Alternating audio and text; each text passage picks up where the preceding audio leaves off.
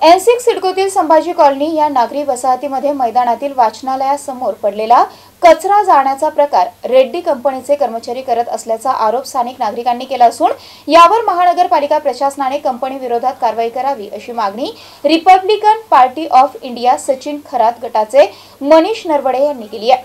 पाहूयात।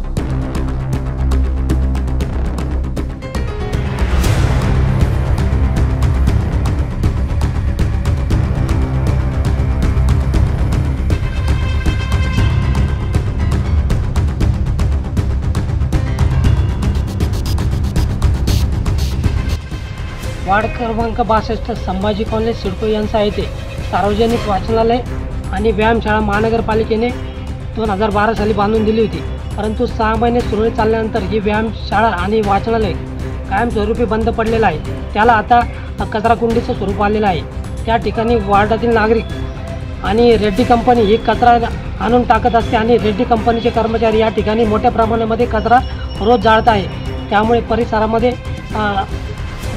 धूर हा मोठ्या प्रमाणामध्ये पसरून नागरिकांचा श्वासोश्वासाचा त्रास आणि आजारी पडण्याचं प्रमाण हे वाढलेलं आहे। त्यामुळे माझं मनपा प्रशासनाला आणि मनपा आयुक्तांना विनंती आहे की त्यांनी वार्ड क्रमांक 62 संभाजी कॉलनी येथील व्यायामशाळेला भेट देऊन आणि वाचनालयाला भेट देऊन आपण ही सर्व समस्या जाणून घ्यावी आणि या ठिकाणी रेड्डी कंपनी रोज कचरा नियमितपणे जाळत आहेत। त्यामुळे रेड्डी कंपनीचा कंत्राट हे कायमस्वरूपी बंद करून त्यांच्यावरती गुन्हा दाखल करण्यात यावा अशी मागणी Republican party of India Kharat पक्षाच्या वतीने मी मनीष नरवडे करत आहे।